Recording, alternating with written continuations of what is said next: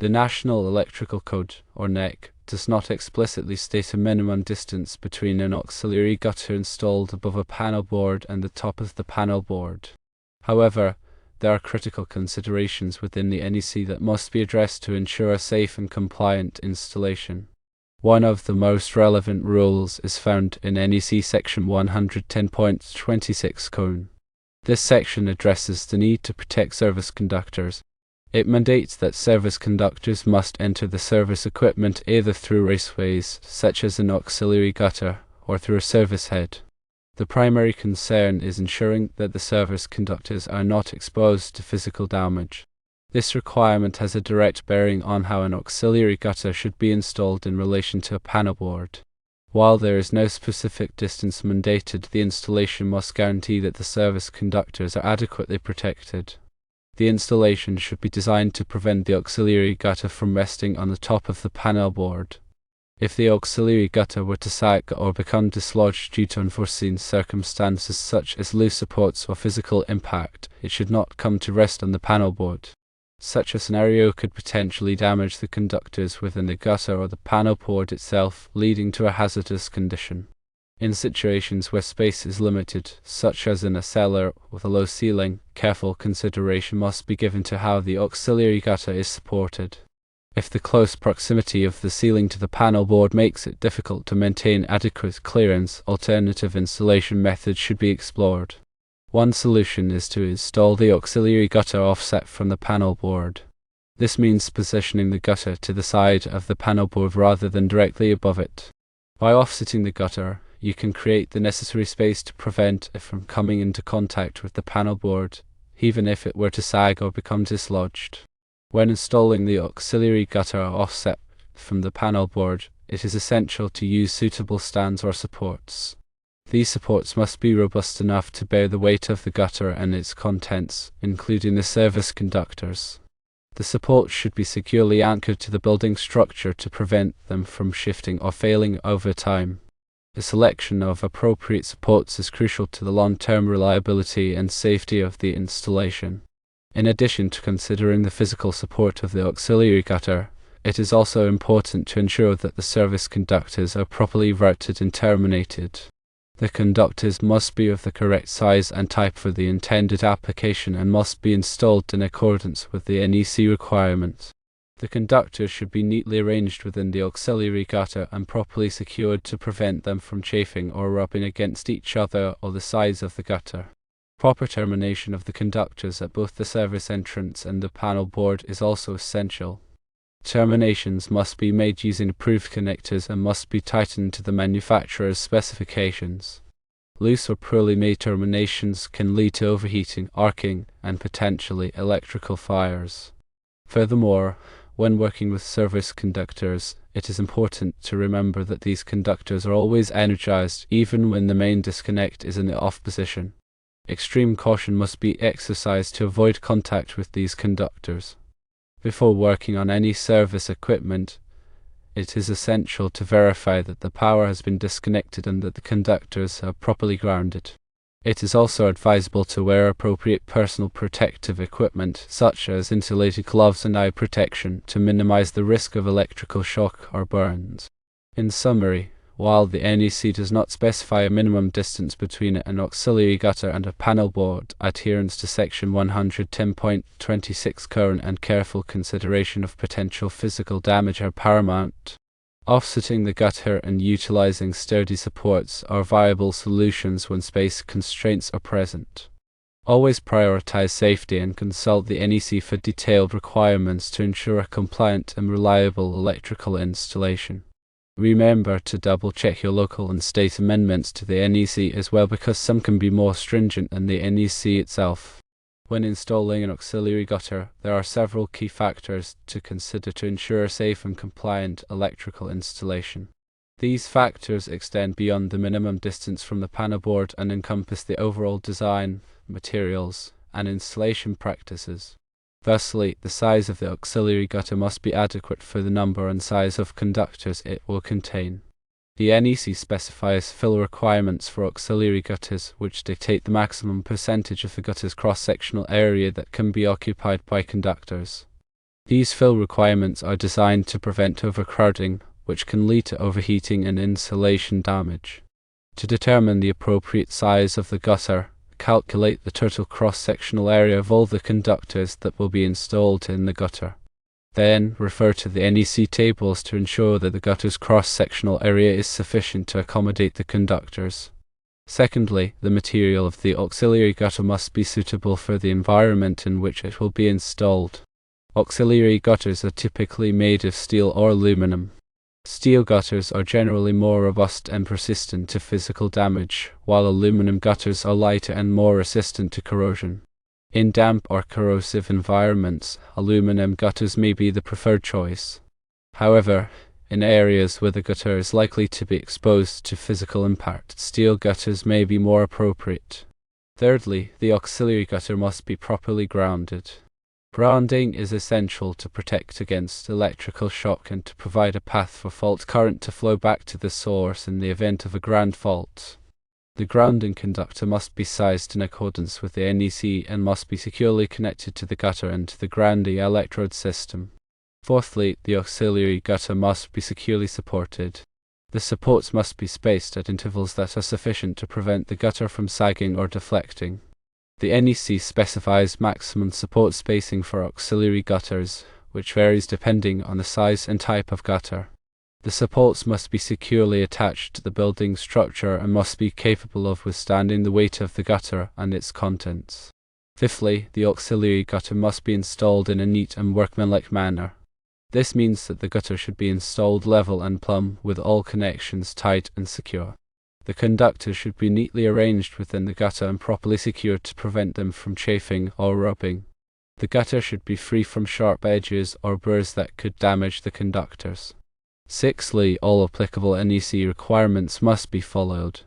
The NEC contains a wealth of information on the installation of auxiliary gutters, including requirements for conductor sizing, overcurrent protection, grounding, and support. It is essential to consult the NEC and to understand all applicable requirements before beginning the installation. In addition to these general considerations, there are also some specific requirements that apply to auxiliary gutters used to enclose service conductors. As mentioned earlier, NEC Section 110.26 code requires that service conductors be protected from physical damage. This means that the auxiliary gutter must be installed in a manner that prevents it from being damaged by impact, abrasion, or other physical hazards. The gutter must also be installed in a location where it is not likely to be exposed to moisture or corrosive substances. Furthermore, the NEC requires that service conductors be readily accessible for inspection and maintenance. This means that the auxiliary gutter must be installed in a location where it can be easily accessed without having to remove any permanent building structures. The gutter must also be provided with adequate working space around it to allow for safe and efficient maintenance. When installing an auxiliary gutter above a panel board, it is important to consider the potential for heat to build up within the gutter. Panel boards can generate a significant amount of heat, and this heat can be transferred to the auxiliary gutter. If the gutter becomes too hot, it can damage the conductors and other components within the gutter. To prevent overheating, it may be necessary to provide ventilation for the auxiliary gutter. Ventilation can be achieved by installing vents in the gutter or by providing an air space around the gutter. The amount of ventilation required will depend on the size of the panel board, the amount of heat it generates, and the ambient temperature. In addition to ventilation, it is also important to ensure that the conductors within the auxiliary gutter are properly rated for the temperature at which they will be operating. The NEC specifies temperature ratings for conductors, and it is essential to select conductors that are rated for the maximum temperature that they are likely to encounter. When working with electrical equipment, it is always important to prioritize safety. Electrical shock can be fatal, so it is essential to take all necessary precautions to protect yourself from electrical hazards. Before beginning any electrical work, always disconnect the power to the circuit that you will be working on. Verify that the power is off by using a voltage tester. Wear appropriate personal protective equipment, such as insulated gloves and eye protection. Work in a dry environment and avoid contact with water. If you are not comfortable working with electrical equipment, it is best to hire a qualified electrician. A qualified electrician has the training and experience necessary to perform electrical work safely and correctly. Hiring a qualified electrician can help to ensure that your electrical system is safe and reliable. Finally, it is important to remember that the NEC is a living document that is constantly being updated. It is essential to stay up to date on the latest changes to the NEC to ensure that your electrical installations are compliant and safe. The NEC is published by the National Fire Protection Association, or NFPA. The NFPA offers a variety of resources to help you stay up to date on the NEC, including training courses, publications, and online forums. By taking the time to educate yourself about the NEC, you can help to ensure that your electrical installations are safe and compliant. Consider consulting with a qualified electrical engineer to review your specific installation requirements, especially when dealing with complex service entrance configurations or limited space conditions. An engineer can provide detailed calculations and recommendations to ensure that your installation meets all applicable codes and standards. They can also help you select the appropriate materials and equipment for your specific application. Furthermore, document your installation thoroughly.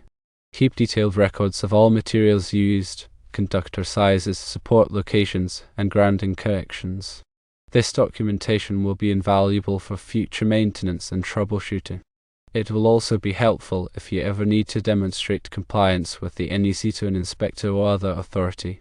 Remember that the information provided here is for general guidance only and should not be considered a substitute for professional advice. Always consult with a qualified electrician or electrical engineer before beginning any electrical work. The goal is to design and install a system that is not only code compliant but also safe, reliable, and maintainable for the long term. Proper planning, careful execution, and attention to detail are essential for achieving this goal. Regarding conductor types, it's beneficial to understand the various insulation ratings and their suitability for different environments. Some common conductor types include THHN, THWN, and XHHW. THHN is suitable for dry locations, while THWN is suitable for wet locations. XHHW is a versatile conductor that can be used in both wet and dry locations and has a higher temperature rating than THHN or THWN. Choose the appropriate conductor type based on the specific environmental conditions of your installation. Consider the ambient temperature, humidity, and potential exposure to chemicals or other corrosive substances. The conductor's insulation must be able to withstand these conditions without degrading over time. Also, pay close attention to the ampacity of the conductors. Ampacity is the maximum amount of current that a conductor can safely carry without overheating. The NEC provides tables that list the ampacity of various conductors based on their size, insulation type, and installation method. When selecting conductors for your auxiliary gutter, ensure that their ampacity is sufficient to handle the maximum load that they will be carrying. It's always a good idea to oversize the conductors slightly to provide a safety margin. Remember to consider voltage drop as well. Voltage drop is the decrease in voltage that occurs along a conductor due to its resistance. Excessive voltage drop can cause equipment to malfunction or operate inefficiently. The NEC recommends limiting voltage drop to no more than 3% for branch circuits and 5% for feeders. To minimize voltage drop, use larger conductors or shorten the length of the conductors. You can use voltage drop calculators to determine the appropriate conductor size for your application. In addition to the conductors themselves, the connectors used to terminate the conductors are also critical components of the installation. Use only connectors that are listed and labeled for the specific type of conductor being used. Ensure that the connectors are properly installed and tightened to the manufacturer's specifications. Loose or improperly installed connectors can cause overheating, arcing, and potentially electrical fires. Regularly inspect the auxiliary gutter and its components for signs of damage or deterioration. Look for cracks, corrosion, loose connections, and any other conditions that could compromise the safety or reliability of the installation. Address any problems promptly to prevent them from escalating into more serious issues. Consider using surge protection devices, or SPDs, to protect your electrical equipment from voltage surges. Voltage surges can be caused by lightning strikes, utility switching, or other events. SPD can help to divert these surges away from sensitive equipment, preventing damage. Install the SPD at the service entrance and at any critical branch circuits. Finally, remember that electrical work can be dangerous. If you are not comfortable working with electrical equipment, it is best to hire a qualified electrician. A qualified electrician has the training and experience necessary to perform electrical work safely and correctly. Hiring a qualified electrician can help to ensure that your electrical system is safe, reliable, and code compliant.